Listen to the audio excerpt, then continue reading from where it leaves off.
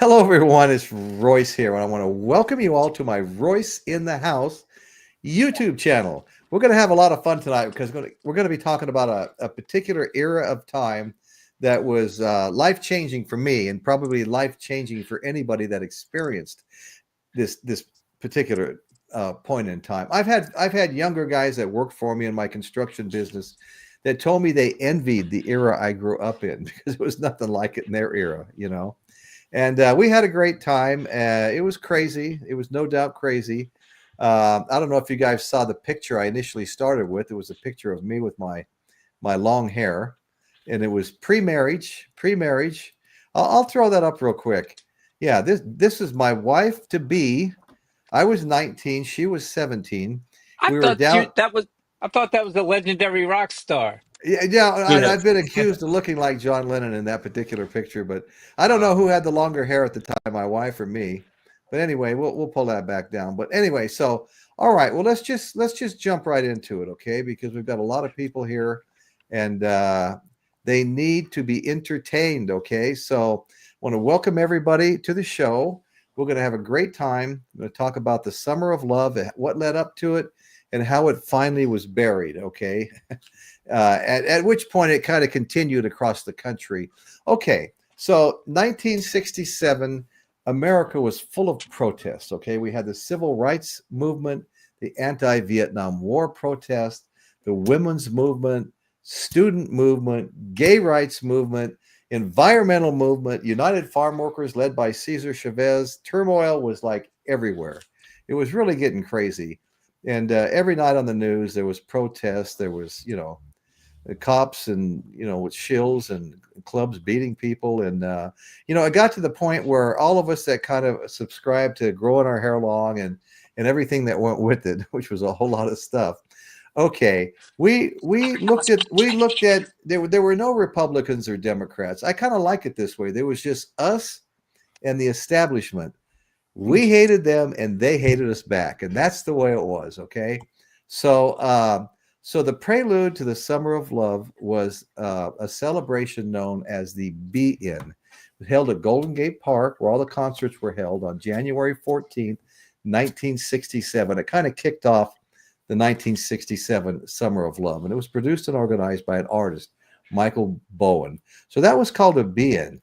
It was at this event that Timothy Leary voiced his phrase, "Turn on, tune in, drop out."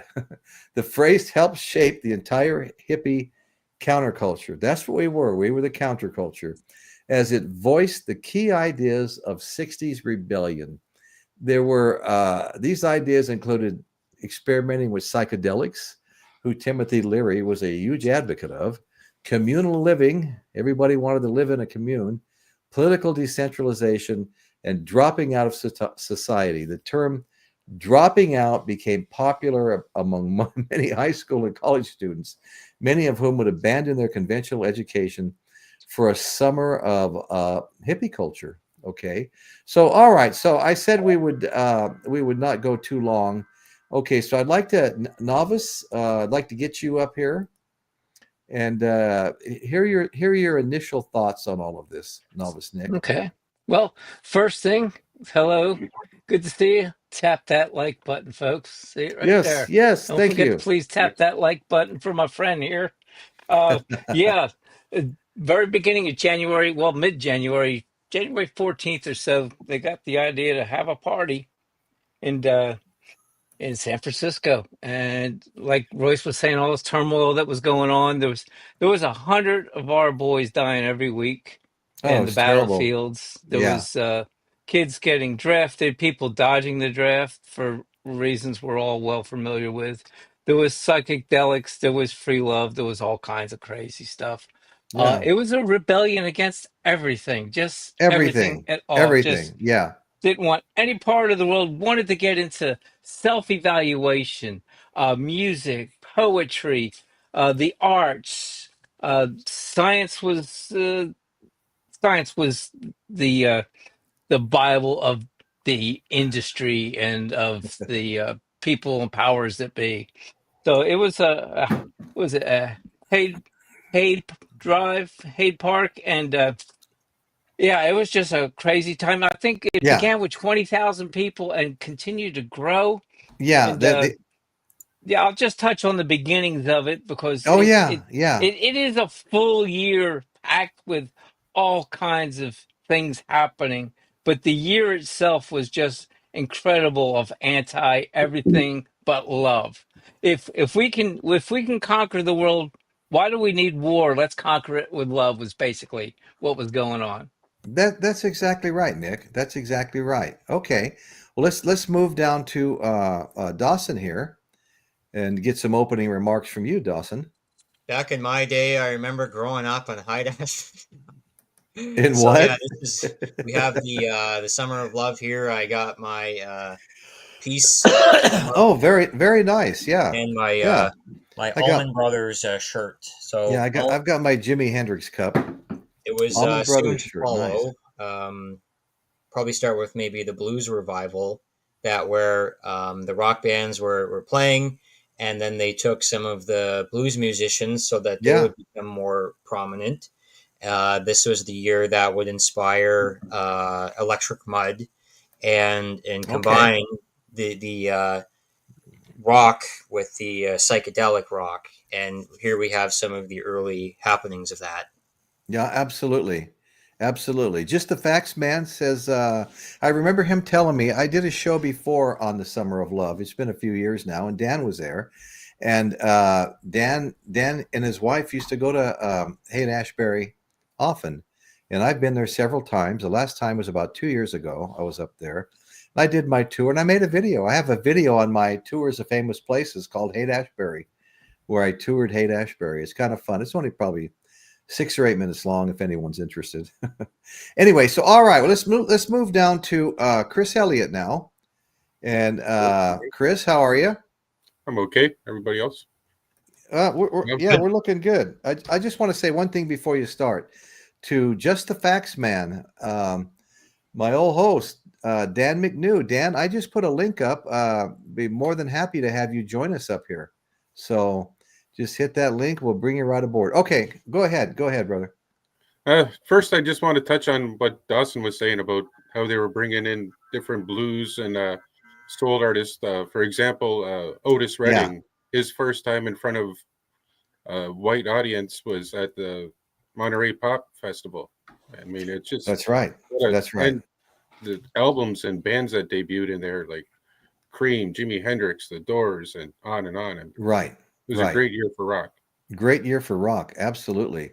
And for any kind of music. I mean, any kind of music. Any kind of music. Okay. So all right. So let's see where we're going here next. Okay. So like you'd mentioned, January 14th, 1967, pretty early in the year. Go back, right? 20,000 people. Okay. Sorry about that. All right. I'll make myself big here. 20,000 people, converged on the Haight-Ashbury district of San Francisco. Okay. And, we had Timothy Leary there. We had, what was it? Ram Dass. He was an American spiritual teacher and guru of modern yoga. Then we had Allen Ginsberg, a well-known figure from the counterculture, poet, writer, central figure in the Beat generation, and advocate for human rights, gay liberation, and freedom of speech. So he was pretty much into everything. He was getting behind all the causes. He was famous. Even 15, 16 years old, I knew who he was. He got a lot of attention. It was guys like Ginsberg that were the reasons why they classified marijuana the same as heroin, because they knew those guys all smoked weed, and if they could just catch them with some of it, this was Richard Nixon's ploy. If they could just catch some of them with weed, they could lock them all up, and that would be the end of the counterculture. Okay, so music concerts in Haight-Ashbury. Now these took place just down from Haight-Ashbury, walking distance, at the Golden Gate Park. My ex-neighbor was a former San Francisco cop. And we used to go to all those concerts. He told me one time, if you can't get laid at Golden Gate Park during one of those concerts at night, there's something wrong with you. So the neighborhood became a center for rock and roll shows featuring artists like Jimi Hendrix, The Who, The Grateful Dead, Janis Joplin, and Big Brother and the Holding Company, who she played with there. Okay, Otis Redding, which was just mentioned, The Doors, The Byrds, Santana. I mean, the list goes on. I'm telling you. You know what? There was a lot of people in town early on because it was already mentioned. We had the concert, the Monterey Pop Concert. And I think, Chris, you brought that up, didn't you? And I just wanted to say that I have an album here from the very Monterey Pop Concert. One side is Jimi Hendrix, and the other side is Otis Redding. Nice. My favorite soul artist of all time. Well, you know him and a couple of others, but so Otis. Okay, so these guys were all in town.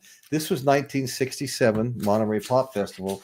I have a few more albums I'm going to show, and all but one is from 1967. I'll just show one of them real quick, and we'll get to the rest of them later. This one, the reason I'm showing Janis Joplin, because she was a regular along with the Grateful Dead playing at Golden Gate Park. But she didn't play there as Janis Joplin solo. She played there with Big Brother and the Holding Company. Okay. And so this album came out a couple of years after The Summer of Love, but I love this album. Anyway, let's get back to the conversation here. We'll get a couple of chat comments going here, and so let's go ahead and let's see what's going on in the chat here for a minute. Hung out in the Haight back in the day, Michael. Yeah, we had that conversation. I was up there about 2 years ago. Thoroughly enjoyed it. I made a video on it. It's in my tours of famous places playlist. I've got a lot of playlists. You know, I've got Rock and Roll Chronicles and several others. I got a couple on travel and things like that. But anyway, even construction and real estate are in a playlist. But anyway, so that what was going on. Like I said, we were the counterculture. They were the establishment. They hated us. We hated them back. It was hard getting a job with long hair. Let me tell you, I can remember I got a job at a brand new Albertsons grocery store opened up in Henderson, Nevada. And the only way I was going to get a job there, and I kind of knew that this guy, you know, knew my dad that was the manager at hiring people. And so he goes, "Oh, I know your dad, Floyd Eddings." I go, "Yeah, that's right." And I had my long hair tucked up into a short-haired wig, okay? And I used to go to work every night at Albertsons, you know, loading all the merchandise on the shelves, you know, after hours, and with my long hair tucked up into a short-haired wig. And I'll never forget when some of the girls that knew me walked in, Josie in particular, she grabbed her mouth and she was like in shock. She didn't recognize me at first. She couldn't believe that was me. Anyway, that was fun. And let's see. So Dividing Dragon, howdy. We've got Angela. We've got a lot of new people have joined us since the show started. Gloria, have you heard Janis Joplin's cover of To Love Somebody? I have heard that. Natalie's here. Hi, Natalie. Good to see you. Thanks for showing up. I really appreciate it. Got our good friend James Stormcop55, and great guy, very knowledgeable. Always appreciate seeing him. Then we've got me with a link up if anybody else wants to join us. You know, if Michael gets Michael gets a little bit of his strength back before it's over, you know, you're always welcome. But I understand too. There's nothing worse than being sick. That's terrible. And got Gloria here. Gloria and I go back about 4 years where we participated on some other shows together and became friends. We've got Dave. I am Hop Frog. Hey, Dave, I'll put that link up again. Hey, if you feel like jumping up here, just put the link on. If you feel like jumping up here and talking about some HAIGHT-ASHBURY, Summer of Love, hippie movement, and all that fun and wonderful stuff, just come and join us. I've got the link up for you. So anyway, let's see. James Watson. Royce tucked his hair up under his hat, and when it asked, signs. That's great, James. You know what? That's exactly what it was. I mean, you know, you'd have these older guys walk by and look in your car and go like this, like, "Cut your damn hair off," you know.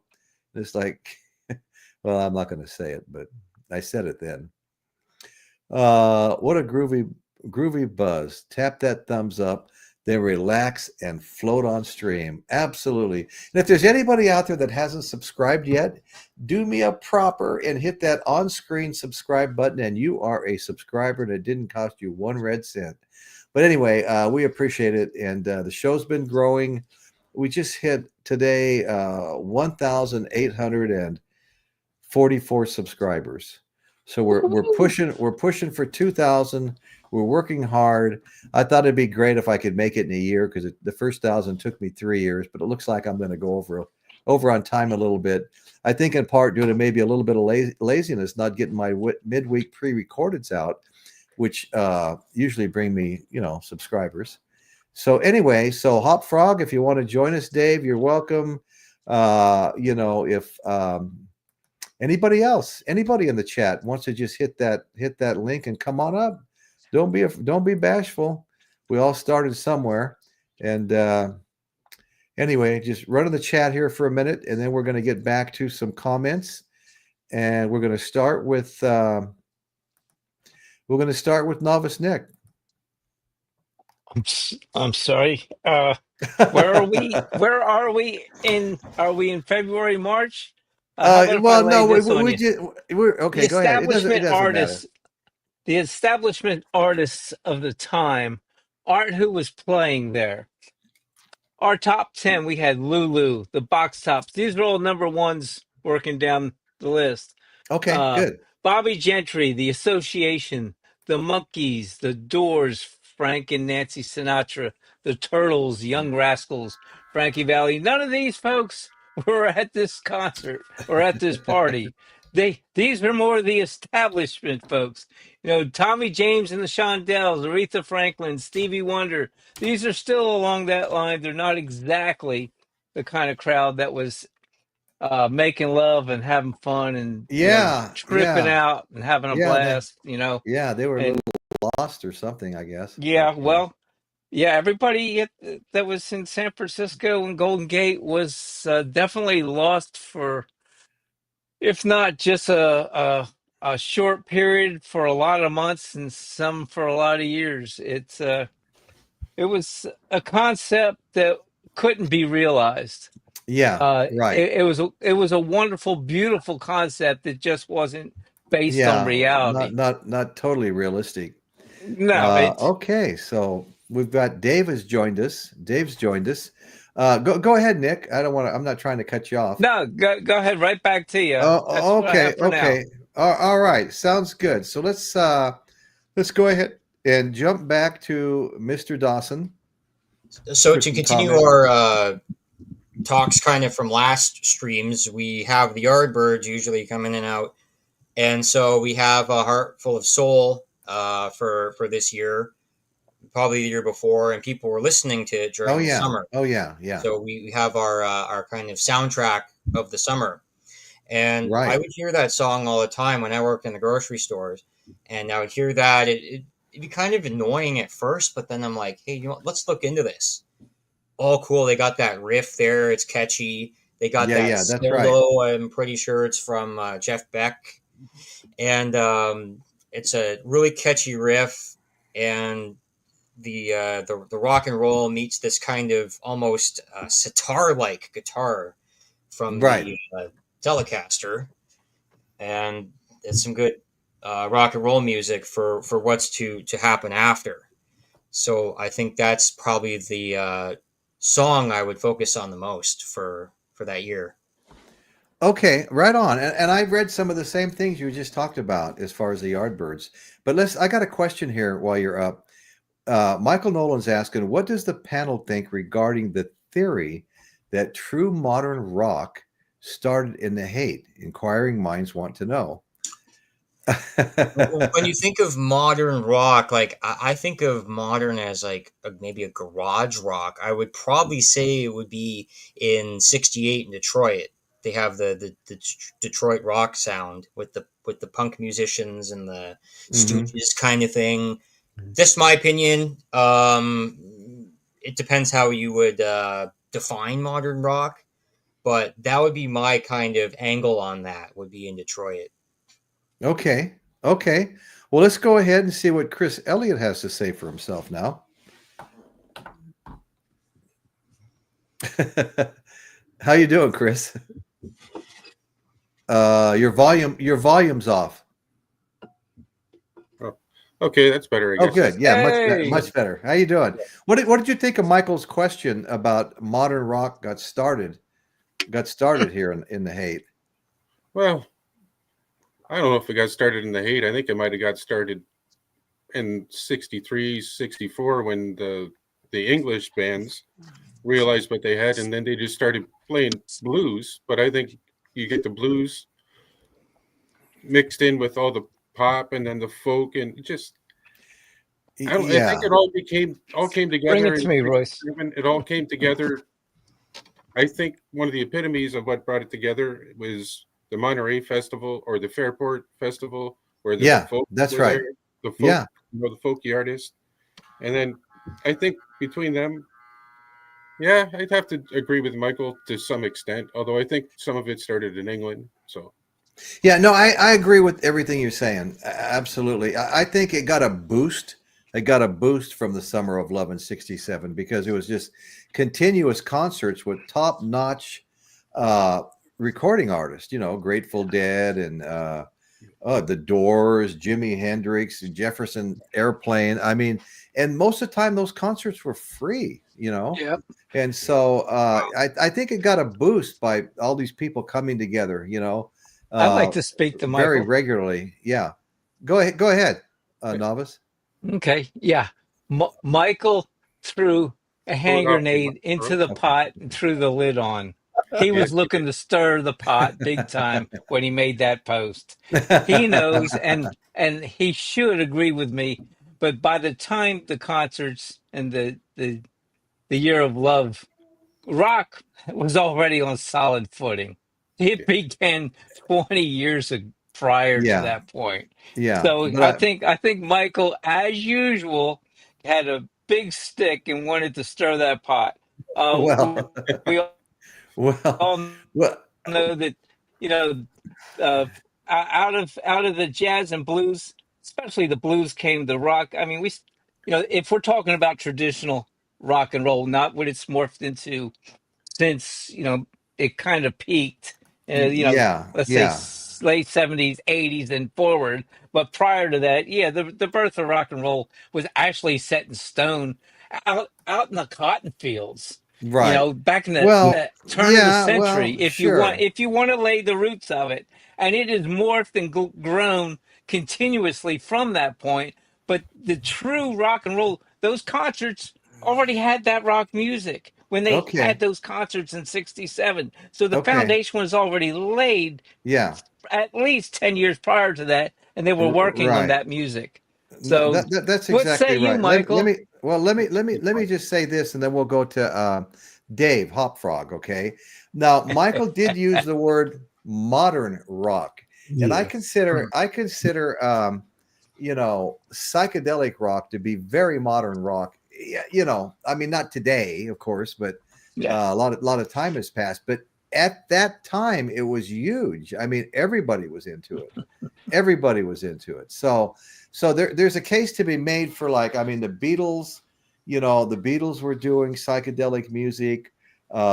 Everybody was, all your rock stars at the time were doing psychedelic music. So there was kind of a little bit of a coming of age as far as like a new genre, right? I mean, does anybody agree with that? Well, they were doing psychedelics, that's for sure. So yeah. Okay, I'm gonna bring up my good friend Dave, Hey, and Dave. we really appreciate you joining us, Dave. Oh, thanks for having me. Yeah, no, anytime, man. Yeah, I was actually celebrating the Summer of Love up in Alaska, where I was born in '67. So Okay. I wasn't there at the time, but I do believe that that whole movement was a big kick in the butt to everything, get everything rolling and stuff. It's kind of like, Right. I agree. Hold my beer moment. The bands before kind of pass the baton, and the other guys go, "Thanks, but let me show you what I can do." And then after that, the other guys say, "Oh yeah, well I can do this." I mean, there's always been a lot of competition, but it's been friendly competition. Everybody passing the baton to everybody else. Everybody encouraging each other to push forward. It was pass the bowl. Yeah. Right. I was lucky. My aunt passed the ball exactly. My aunt was 6 years older than me, so she's like having a big sister there, and she was kind of always wanted to be a hippie, so she's listened to Grateful Dead. She's listened to, that's how I got turned on to Jimi Hendrix when I was about 8 years old. Same thing with Janis Joplin, Big Brother and the Holding Company, all those bands. Even though I'm mostly into metal, I always find myself gravitating back to that stuff that she'd introduced me to, because it's it was just so damn good, wasn't it? I mean, great it was just music, amazing. I like this comment here, Divining Dragon. The bottom line, he says, he was responding to Michael Nolan. He says, there seemed to be 3 areas: Haight-Ashbury, Laurel Canyon, and the Village, the Village in New York, as fertile nexus points. I agree with that 100%. Hey, Royce, may I make a comment? Yes, go ahead, man. Just to kind of touch back on what you guys are saying. The Haight-Ashbury area and the San Francisco, California sound, it didn't have it wasn't always, well liked by some of its peers. There's a quote with Jimmy Page saying he went to see the Grateful Dead and Jefferson Starship, and he was saying it was so bad they couldn't keep time. They were changing songs in the middle of it, and it wasn't even good jam. But it was just it wasn't even good jams. But it was just, I don't know. So just, not everybody liked it, and it definitely influenced a lot of people. But right. It's to say it's the epitome of where it all started. I agree with Nick. I think it started back earlier. I misspoke, but modern rock, I think, started with Stones, the Beatles, kind of what Elvis was morphing into before he got stuck in Vegas. No, that's a good point. That's a good point. Yeah. Right. Okay. That's just the point I wanted to make. Oh, no, that's great. Okay. Thank you for bringing that up. Let's we'll go back here. I think Dave still had some things to say. Oh, I was just asking if someone was playing a sitar, because I keep hearing in the background. No,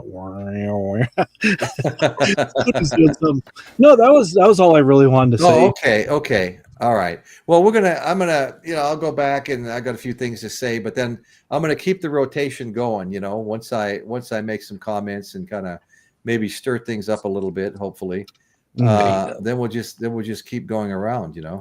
So anyway, okay. All right. So here we go. Okay. So, God, the summer. Okay.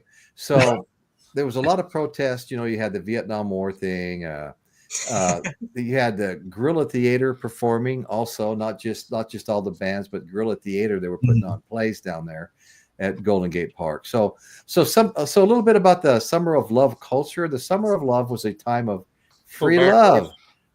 Pardon me? Pull back. The picture. Yeah. Oh, Dave's trying to make the signals smaller. There you go. All night, right? Okay. Yeah. God, I'm slow on the draw with that one. Okay. It's all good. Time change. Okay. So, So anyway, the Summer of Love was a time of free love, hallucinogenic drugs, and a rejection of consumerist values. The movement spread across the West Coast and to New York City.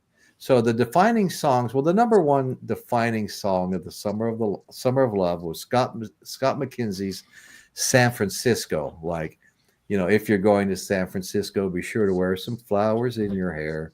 Anyway, so that was like the anthem of the Summer of Love, okay? But there were others as well. I mean, All You Need Is Love by the Beatles. That was a defining song of the era as well. So the Summer of Love was a major social phenomenon that occurred in San Francisco during the summer of '67. As many as it was the largest mass migration in the history of America. As many as 100,000 people, mostly young, hippies, beatniks, 60s counterculture figures, converged in San Francisco's Haight-Ashbury district and Golden Gate Park. Now, how crazy is that to think about? 100,000 people showed up. And I remember, I was about 16 years old or so, and I would see this on the nightly news. Every night it was like a big thing for them to film up there, in Haight-Ashbury area and things like that. Okay, so we will get back here. We will get back to our group here, and we're going to start out by hitting up Novice Nick. Nick, we'll let you talk a little bit about the Summer of Love. We'll go around the horn again here. Okay. It was a real incredible time. A lot of times in the economics of the country are based on 67 and prior, and because housing was at an all-time high, consumerism was all-time high. We were, like you said, starting to change from the consumerism to Yeah, more in our minds, thinking right. That's right. about abstract ideas, things that aren't the physical in front of us ideas, Right, arts and right. crafts and music, literature. Meditation and things like that, Right, even, you know? exactly. Yeah, And the medication of the time helped free our minds, think beyond what is in front of us and around us, but to right, not only to reach out with our mind, but to dive deep into our mind, which right. I don't know which is scarier, to tell you the truth, because I'm not going to it, comment on that because I'm I won't we even go we any all further.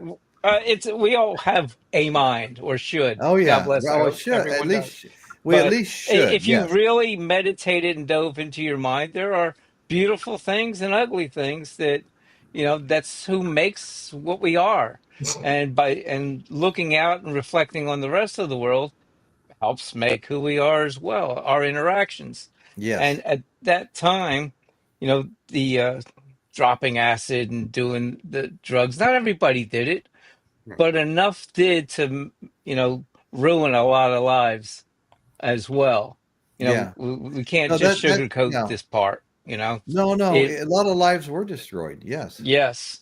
But as far as the music goes, it, it ushered in a different type of music that, like I said, the type of music that was played at the time prior to this and forward brought a different type of topics, can we say?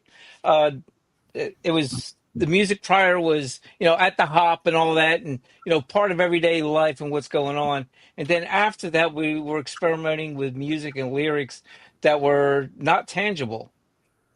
So I think that's where it started to lead to, in the psychedelic music, not tangible, and it continued to grow, like Michael was saying, continued to grow from that point. But and then we'll back to you, Royce. Okay. All right. Thank you, sir. I appreciate all that. You know, it's funny we were talking about psychedelics and some of the damage done. I do know people that had a bad trip, wound up in the hospital for long periods of time, and maybe were never quite the same again. Now, I'm going to tell you one story.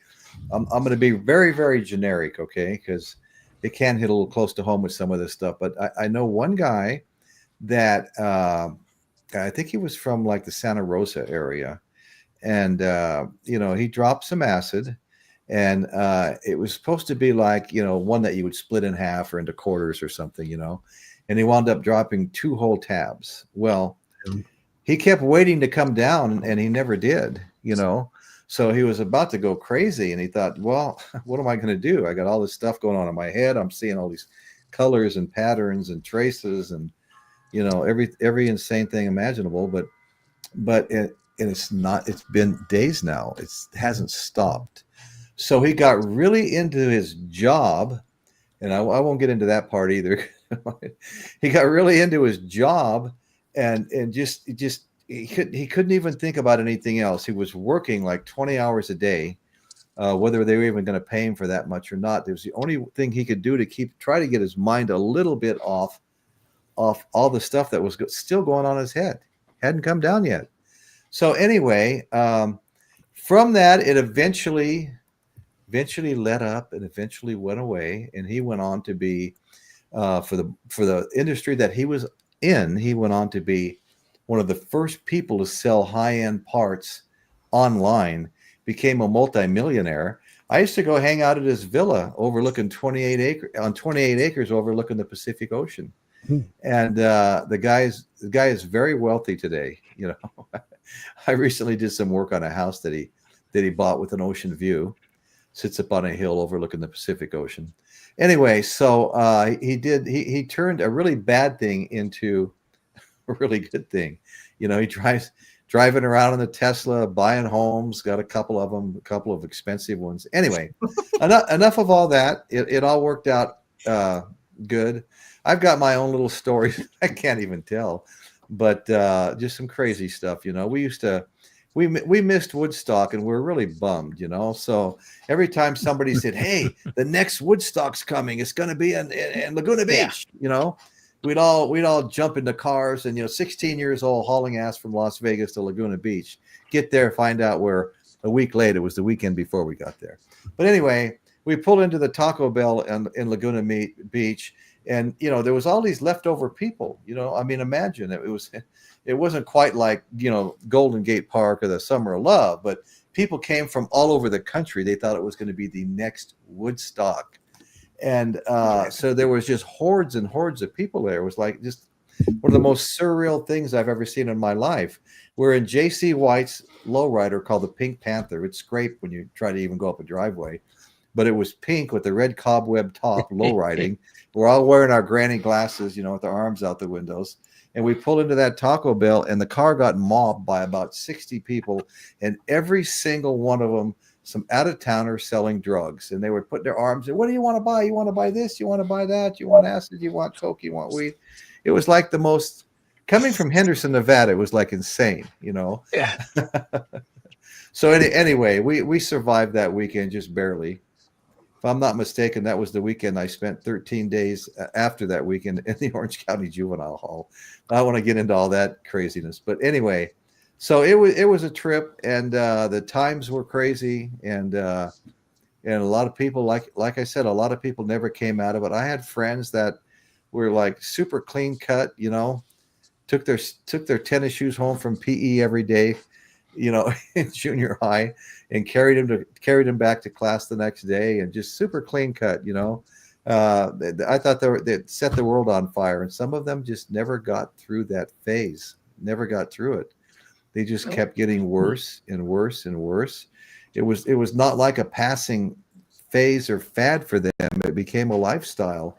And I mean, I've got friends that have died to this day. I've died in their mid and late 60s because they just couldn't quit doing those things from back then, And it's really sad because a lot of them were very, very talented and could have accomplished great things with their lives, been very successful. So anyway, we'll go back to the story here a little bit. And, so here we are. Okay.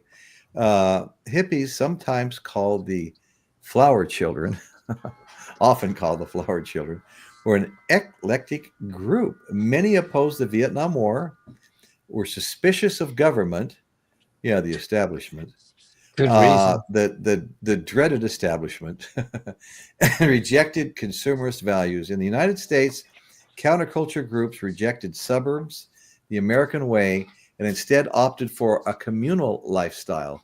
Some hippies were active in political organizations, whereas others were passive and more concerned with art, music, painting, poetry in particular, or spiritual and meditative practices. Many hippies took interest in ancient Indian religions such as Hinduism and Buddhism. And that is an absolute truth right there, folks, because I'll tell you something. My sister got into both of those things when I was a teenager. She was 3 years older than me. But anyway, so yeah, there was a lot of experimenting with alternate stuff, okay? So the culture of San Francisco, the intersection of Haight and Ashbury, I think I got a picture of that intersection. Let's see. Well, I don't have a picture of that sign, Haight and Ashbury. I'm really bummed about that. But what I do have is this picture, okay? We've got a Grateful Dead concert going on at Golden Gate Park. And then we have just a picture of some hippies. And that's really what they look like.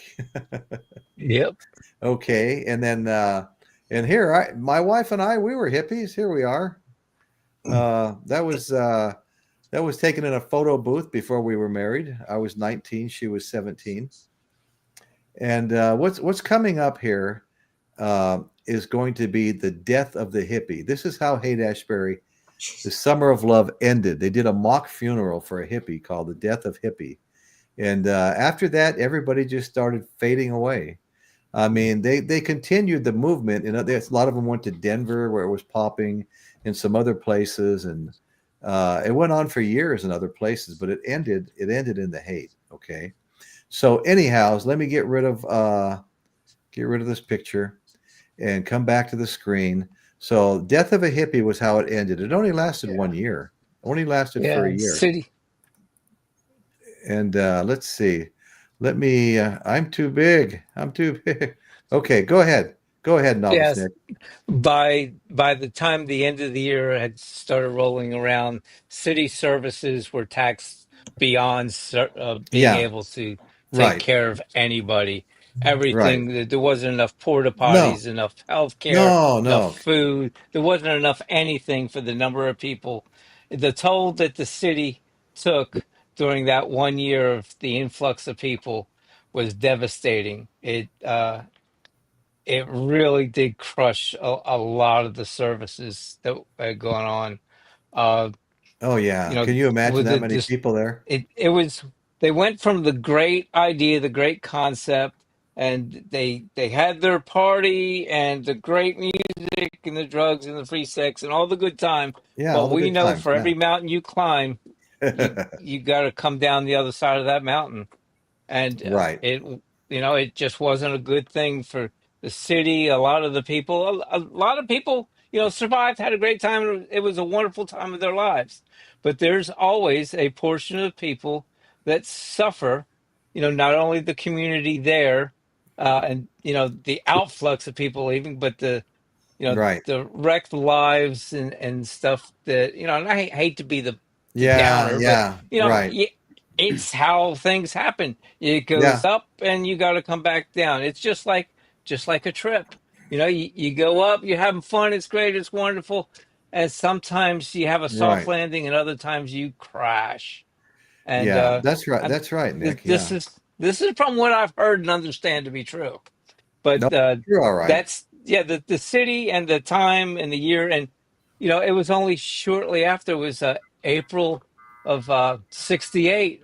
Martin Luther King was assassinated. All the turmoil was still there, but there It was was that still brief there. respite Right. of Right. partying and fun and freedom, and let's just let our hair down and forget about reality.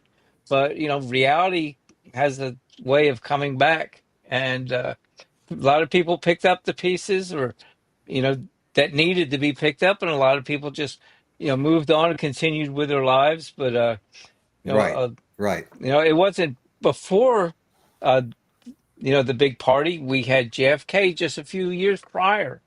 He was assassinated. So the people were running away from all the touches, and then they ended up right back in it. But for that brief period of Right. Summer of Love, it was a beautiful, loving thing. That's exactly right. Thank you. Thank Yes. you. Great. Some great commentary there, brother.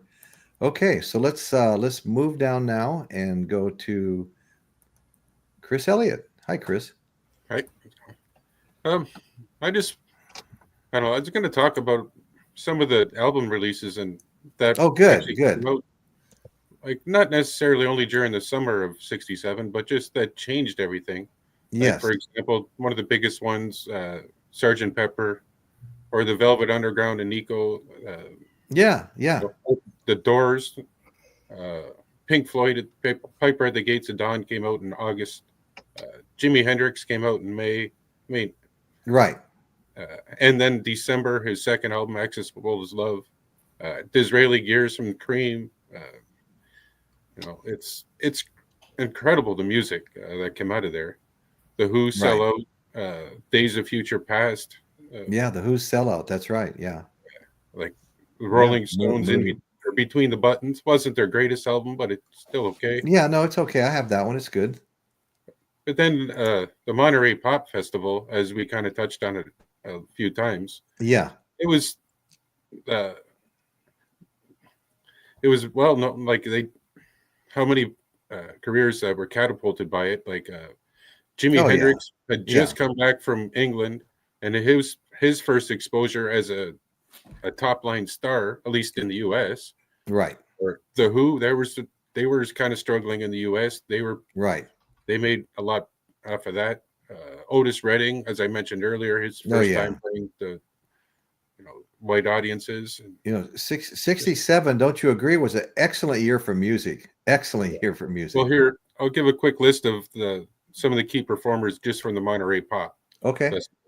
Jimi Hendrix, Janis Joplin and Big Brother and Holding Company, Otis Redding, The Who, Simon and Garfunkel, the Mamas and the Papas, Jefferson Airplane, the Byrds, Ravi Shankar, Booker MTs and the MGs, Moby Grape, Paul Butterfield, Electric Flag, Steve Miller, Country Joe and the Fish, The Animals, Canned Heat, just to mention a few. No, just to mention a few. It's just insane, isn't it? Just insane. Yeah, and James Watson, the Rolling Stones, Satanic Majesty's Request album. Yeah. Right. So I think, I was minus 11 when 67 came around, but, just that's what I like about the amount of music, and it's just the new bands that reviewed, and what a year for music.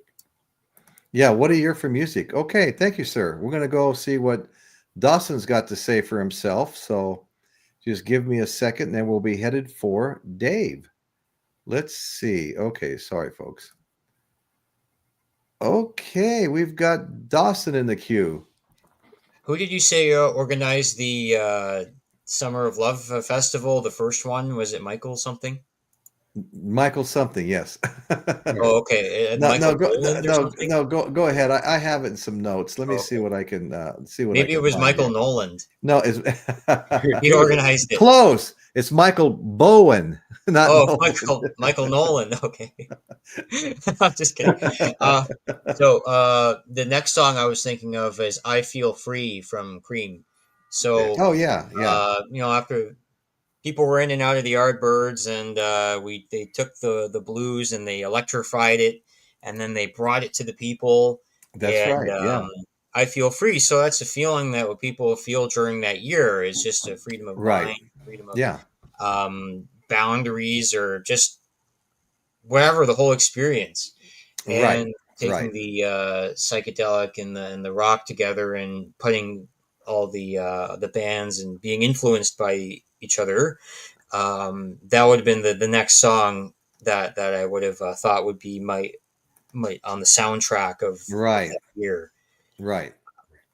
And so that kind of continues. The guitar was taken to a whole new level, because I think one of the main words we've been talking about was experimentation. So then they would experiment with substances, and then they would experiment with their music. That's right. And then the fans and be like, hey, we like this, and this whole culture will develop around the music. That's right. Yeah, no, that was it was a pivotal point in music development, I think. Yeah, no, that's great. Hey, great commentary. Thank you. Now we'll go ahead and pull up our good friend Dave Hopfrog. Dave has his own podcast, right, Dave? How often do you go on? I used to go on once a week, but I haven't really done it for over a year. Okay. I need to get back into the swing of it. So okay, cool. A lot of things going on and stuff. Right. Yeah, that definitely happens.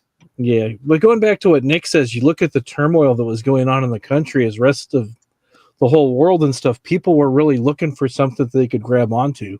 That's right.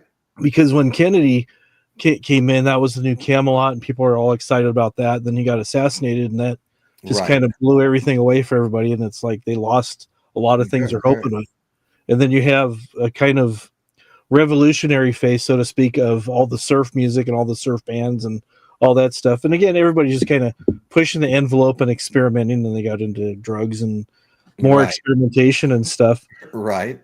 But it's like, going back to what I was saying, people were looking for something that they could hang on to. You look at all the drugs that started becoming more prominent in the scene, as well as all the different religions that were coming up, and just all the different things, because people are always looking for that thing that they can hang on to and call their own, and try to use that to shape their identity and their understanding of how they see the world and how they fit into the world.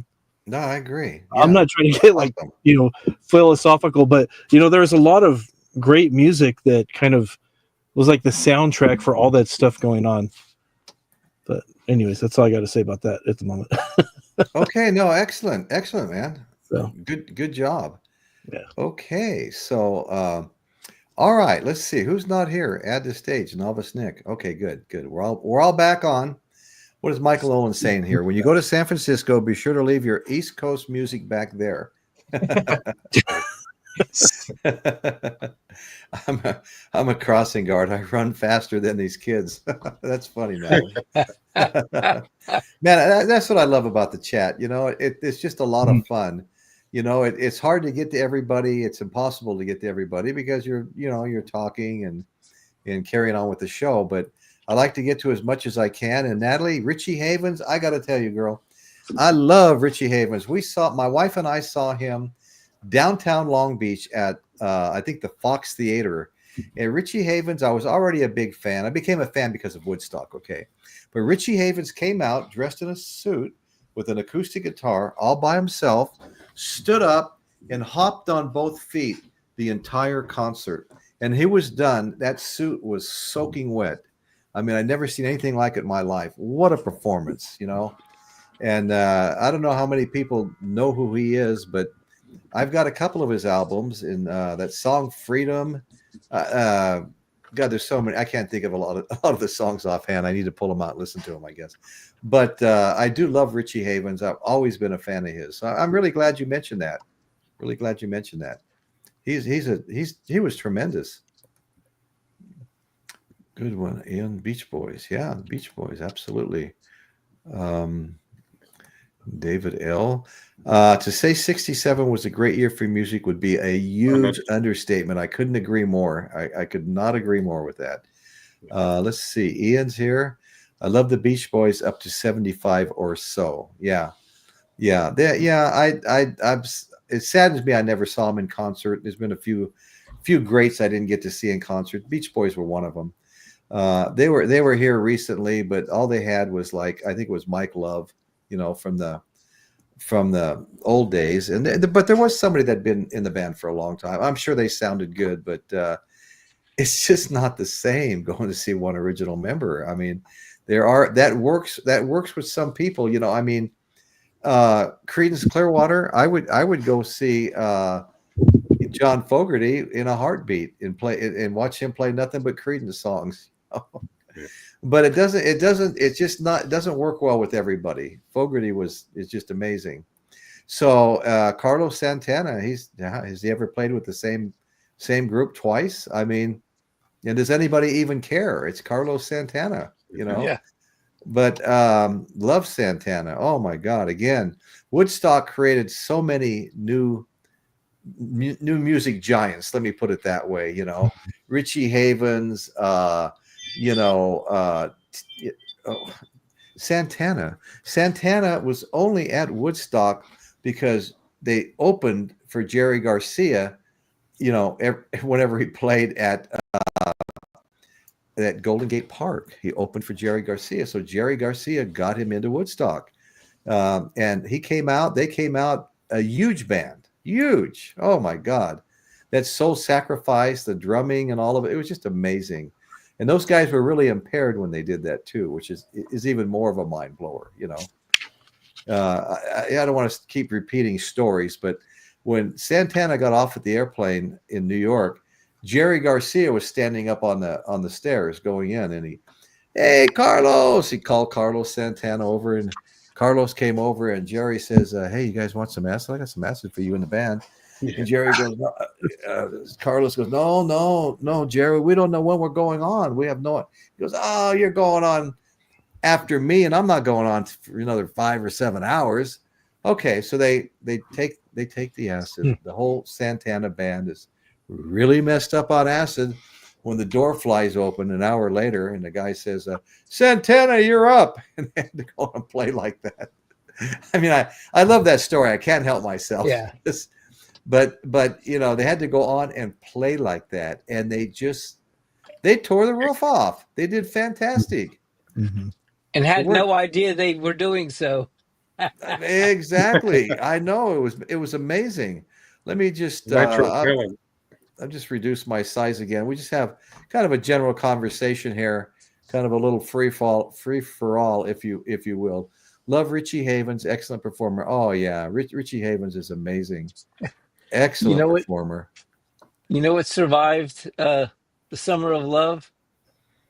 American Bandstand. Oh, did it? Yeah, it did. Started 57 and ended in '02.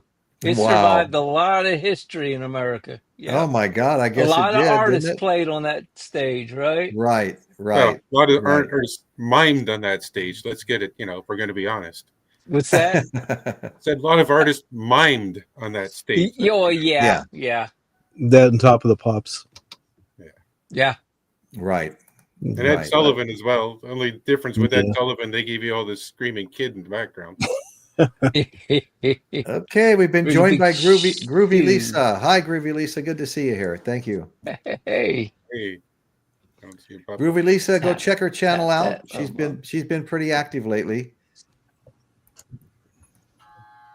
Okay, Steve Mithen's here, my good buddy Steve Mithen. How you doing, Steve? Yeah, I've been seeing you over at Robbie Detroit's site, in the chat, on Facebook and stuff, And Robbie's such a great guy, man. He loves his family too. Those little girls he's got, just awesome, beautiful. So anyway, good to see you here, Steve. Thank you, man. Good to see you. Absolutely. We got Dr. Rick, Michael, you and Tupac, West Coast. Oh yeah, you and Pac. You and Pac. That would be good. There you go. Yeah. Richie was easily one of the best acoustic guitarists of any time. I agree with that 100%. Richie Havens. Yeah. Oh yeah. Yeah. Groovy Lisa. I've seen them twice with Mike Love and once with Brian, also solo. Oh, that's cool. That's cool. Congratulations. Well, I saw Brian Wilson solo, but by the time I got a chance to see him, it was probably just before COVID, and he should not have been allowed to tour. I mean, Okay. His managers, everybody, because he was in bad shape, and everybody who kept forcing him out on stage should all be ashamed of themselves. No, that's too bad. He come out, he fell off the bench twice, and he just sat there like he was a zombie. Like, it was bad. That's sad. So that's kind of touches on another subject we bring up all the time, is when musicians should retire. But that should hang it up. Yeah. Anyway, that's just you. I just thought of that when I saw the comment. That's all. Yeah, Michael brought up an interesting comment here about the cults that came out of the hate area. You mean like the Manson family?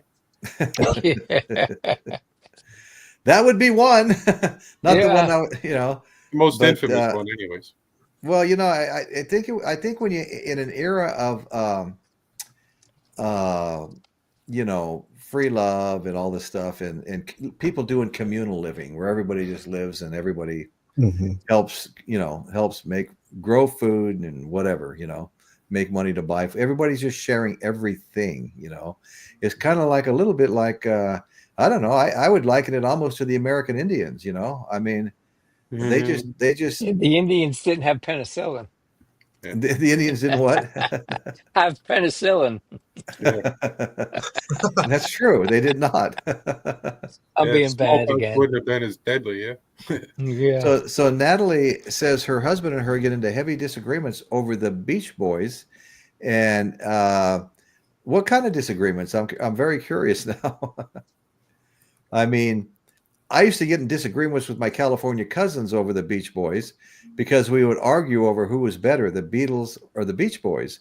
And them all being from California, they all were with the Beach Boys, and me, I was from Henderson, Nevada. I was with the Beatles. I was a big Beatles fan in my early life, and so we would argue about that. It usually ended in a draw because we'd say, "Okay, let's see who can name the most hit songs from their choice." And so we'd sit there and just. And every single song was like a hit song, right? Yeah. So we'd go through that whole thing and finally just exhaust ourselves and call it a tie and forget about it. I heard a story going around that when the Beach Boys got together, none of them knew how to surf. Is that true? Yeah, there was only one surfer. There was only one that's what I surfer in the thought. band. Yeah, okay. Mm-hmm.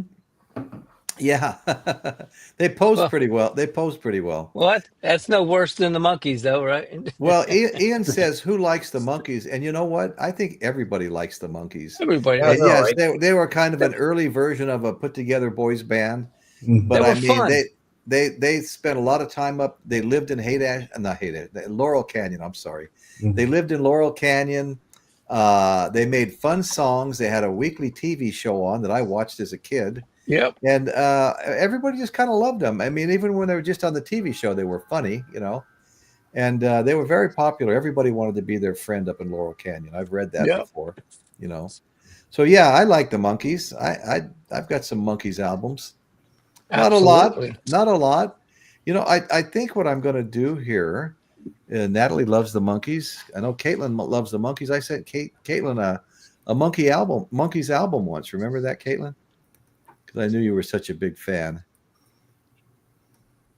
Okay, Eric Schultz is here. Hello, Royce. I'm glad to add Chris Elliott, Novice Nick, and the other people here. Hello, Caitlin, James Watson, everybody. How come Michael isn't on the screen? Michael's not on the screen because Michael is sick. Michael doesn't feel well, and he even passed on doing his own live podcast, Yep. which goes every Sunday at 5 p.m., goes 5 to 6-ish, and then we have a little pause, and then we go straight into my live podcast. So anyway, Michael, you know Michael's sick when he wouldn't even do his own. Yes. Hey, Yeah. we're the Monkees. People say we monkey around, but we're too busy singing. Okay. Who sang that song? Who The sang that song? Monkees. The Why don't Monkees. you let them? Ba-da-bunks. Amen. Yeah, I'm no with Nick kidding, on no that kidding, right? 100%. Okay, so I think what I'm going to do here real quick now is I've got some 1967 Summer of Love albums to show, okay? One of them being The Doors, Yes. first Actually, that came self-titled. out on my birthday on January 4th. Well, No, 11 years yeah. before my actual birthday. But Yeah, self-titled, red vinyl, okay. Jefferson Airplane, All right. Surrealistic Pillow, 1967 Summer Nice. of Love album. And they were big at Golden Gate Park too, performing. Jimi Hendrix Experience, his first There album you go. came out in 1967. And this is a favorite of mine. This may even be my original. Yeah. I've got a newer version, and It's such believe a it or great not, believe cover. it or not, there's 3 studio albums by Jimi Hendrix, but yet I have, I think, 24 Jimi Hendrix Yeah. albums. That's not counting one of them, which is an eight album box set. I'm just count that as one, and multiple 2 album, double album sets. So anyway, and I haven't brought this up yet, but Sgt. Pepper's really almost took ownership of the psychedelic movement with Sgt. Pepper's. Okay. I mean, this is a wonderful psychedelic album. I absolutely love it. I spent hours at my older brother's house in Las Vegas. He was a craps dealer in Vegas. And me and my friends, we didn't even drive yet. We'd hitchhike to his house and listen to this album and others. We listened to others, Cream and Creedence and Magical Mystery Tour finally came out where we were hanging out there. But we'd go out there and hang out with my older brother, and we had a great time. That was the closest I ever got to my older brother, 9 years older than me. I didn't know I had an older brother until he showed up. He was living with his real dad and grandparents in Farmington, New Mexico. And I was about 5 years old, and he shows up and I get introduced to my older brother, So he was so much older than me. He was always more like a parent. And until that fateful day when he showed up, I was a teenager and we got in his car. We went for a ride and we were riding around town. He was showing off his new car.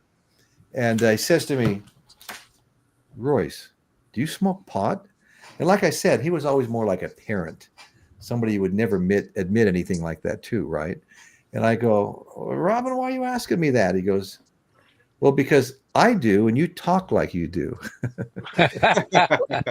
And so all of those trips out to Vegas, I told you about with my friends, hitchhiking out there till one of them finally was old enough to get a car, all came after that, okay? So anyway, folks, I had a good time doing this tonight. I'm sure there's plenty more that could be said, but I think we covered the basics. We don't want to run it into the ground. We might want to do this again. And so I want to thank everybody that came on and helped me tonight. I want to say how sorry I am that Michael's not feeling well. We really missed you tonight, Michael. Yes. And I want to thank everybody in the chat. I really appreciate you all coming in. And I'm going to try to scroll through and catch the rest of you up. And then we're gonna hang it up and start preparing for the next one. Okay. I'd like to add one thing, Royce. You go right ahead. Scrolling. Anybody add anything they want? I would like to thank everyone for coming and enjoying this Sunday night of love. Yes. Absolutely. Yes. Thank you. Well, and you know what? I say it every week. I love the chat. I love these people, man. They make the show. That's why I've always stayed with the live chat. Even when I do like a little pre-recorded 6, 7, 8 minute show, I'll still make a chat. The chat is still available. You know, some people come on, there's only 2 minutes left and things like that. And it's never, yeah, I know. It's never a big chat. Okay. It's never a big That's chat. all right. Because the shows are too short. By the time people realize it's coming on, the show's probably halfway over. But there's some fun ones out there. I've got some fun pre-recorded shows. One of them's got over 67,000 views. Jethro, hold on. Let me get Frank Zappa's dying request to Ian Anderson of Jethro Tull has 67,000 views. But I get a lot of views on those short ones, and if I can, get one done midweek, I usually have when it comes to views, subscribers, that my biggest short show at 6 or 7 minutes got me over 300 subscribers. Wow. Yeah. And there's been many of them that have given me 20 and 30 subscribers. And people like the short shows, okay? But anyway, I like this live podcast we do. It's fun. I like every aspect of it. It's not always easy because I'm working a full-time job, and being self-employed is not an 8-hour job either. I'm sometimes up in here at 4 o'clock in the morning, trying to finish a contract, trying to get an invoice ready to send before I go to work, because if it doesn't arrive on Monday, I won't get paid the coming week. So anyway, there's just a whole bunch of stuff going on all the time, but I enjoy what I do, and I really enjoy all of you that joined me tonight. Thank you all so much, all my co-hosts, and thank you all for coming into the chat and sharing this with us and sharing your ideas with us and your comments. It's been really good. If you haven't hit the thumbs up or like button, go ahead and smash that thing right now, because what that does is it gets the algorithm. Every time you hit 50 thumbs up, the algorithm finds a whole new audience to show your shows to, people that are looking for something to watch. Say, hey, try this. And that's how the shows grow. When they start getting pushed out to a wider audience, you start gaining subscribers, you start gaining views and all that good stuff. And it's all part of it. It's all part of it. Okay. Recently bought a Ravi record store. Yeah. So anyway, like I said, I really appreciate everybody. And this is like bottomless, this chat. Every time I get to the bottom, there's a down arrow saying there's more, So anyway, I like to, before I close, at least get everybody up here. So anyway, it's been a fun show. Summer of Love, what an era. What a lot of craziness came out of it. And man, could we tell some stories? Probably get taken down, though. My show would probably get taken down. Maybe we'll have to find another venue to share those stories.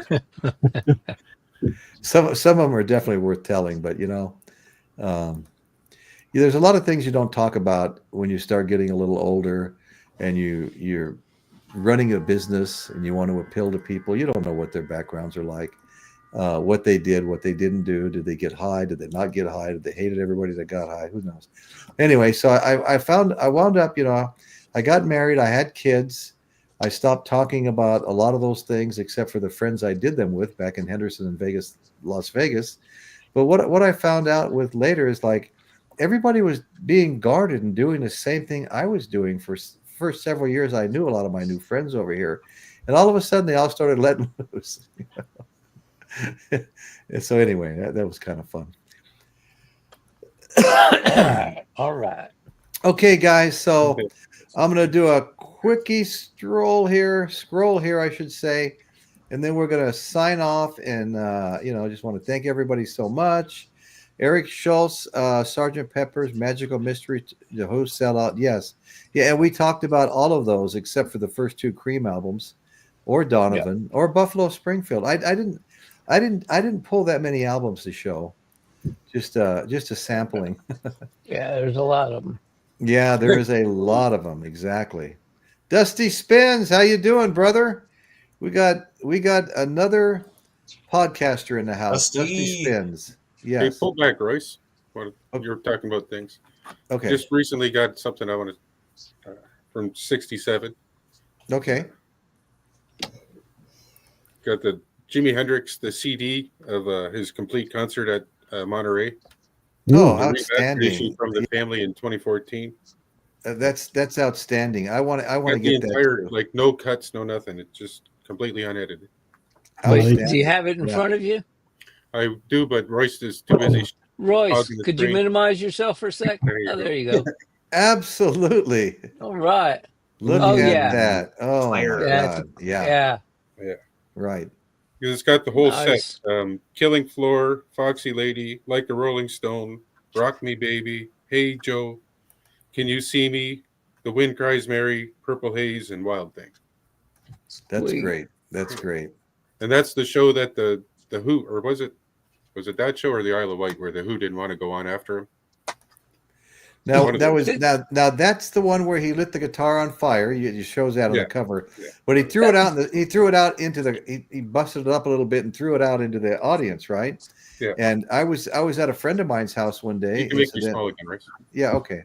Coincidentally, my friend's name is Michael Jackson, and his mother used to work at the vinyl factory here in Santa Maria. I think it was it Columbia? They had the Columbia. Which one had the record club you could join and get a whole bunch for a few dollars?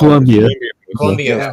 Yeah. His mom worked at Columbia, so when I first started showing vinyl, he lent me a big crate of vinyl. Anyway, didn't they just come out with a 3-album vinyl set of that Monterey concert? I hope so, because I'd like to get it if they did. Yeah, I just have a reissue of the single album. But I need to catch up to Royce. Don't worry, I'm not going to show all these, but I only have about 15 Hendrix. Yeah. Oh, that's all. That's all. That's all. I got a lot of. You got a lot of nerve showing only 15. Oh yeah. I'm just kidding. But this one I really like, Hendrix in the West. Oh yeah. I need that one. That's one I don't have. Got it. I have that. This one here, Isle of Wight. That's another good one. I don't have that one either. Don't have that one. Oh, okay. Showing some things people haven't seen yet. Again, the reissue of the. I love that picture. Yeah. And then I got. Oh, he's way up on the top shelf. I can't. Oh no, actually, it's right here. I got the pop that goes with that. Oh, do you? Oh, there you go. I need one of those. I saw it. I had to get it. Then this is the Essential. It's kind of greatest hits, Jimi Hendrix. Oh, great. Yeah, that's awesome. I used to have Volume 1. This is Volume 2, I think. I had Volume 1, Volume 2, and one of them came with a 45 of Gloria as like a little album in the pocket. It's pretty cool. Oh, nice. And I'm going against what I said. There's another Hendrix. Yeah, I have that one too. Midnight Lightning. No, I don't have that one. Wow. Yeah. Man, I'm really lagging here. Slacker Royce. I know. There you go. This electric. Double album. Everybody's got that one. Everybody, it's a great one. Then the Experience Hendrix that came out later. Yeah, I have that one too. Okay, this is Winterland. Winterland. There you go. Wow. I have that. I do have that one. Axis Bold as Love. That's probably my favorite. It's probably between that and Are You Experienced. And this is Hollywood Bowl. I don't think I have that one. And there's an introduction, and he starts off with their cover of Sgt. Pepper's Lonely Hearts Club Band. They came out to remember, it was like 3 or 4 days that album came out before they learned it for the concert. Wow. No, that's exactly right. Yeah, I did a video on that. Yeah. Yeah. And that one, Smash Hits, that one's been around for a while. A couple different covers of that one going around. Yeah. I like the one with the horses. And then, yeah, are you experienced? Yes, sir. Yeah. Yes, I am. I lied. I said I was going to show them all, but I did. Well, the picture where he lights the guitar on fire and throws it out into the audience. I was at my friend Mike Jackson's house, and we're standing outside. There's a couple of guys there. They're going to start renting this unit behind his house that he owns. And we start talking, and one of them says, we start talking about music. You never know when you can find a subscriber where they're going to be lurking, And I got everybody at the auto parts store downtown subscribed to my channel. Oh, nice. There you go. But anyway, so we're talking about music, and he goes, "Hey, remember that Monterey Pop where Hendrix threw the guitar out in the audience, and some guy with long blonde hair and a blonde beard reached up out of the crowd and grabbed it?" I go, "Yes, I just saw that recently." And he goes, "That was me." And I almost had a heart attack thinking he had that thing. I go, "What did you do with it?" He goes, "Oh, I still have it." I go, "Can I see it?" And he goes, "No, it's still down at my place in Aurora Grande, but I'll be bringing it down here when I move." But I never did see it. I never did see it. But anyway, guys, I want to thank everybody for being here. Make you smile here, brother. And I want to thank the chat. I really appreciate all you people coming and watching this show and motivating us to keep doing this. And thanks everybody so much. And that's what's happening in Royce's world today. One more time, thank you all so much. And we are signing off now. Everybody.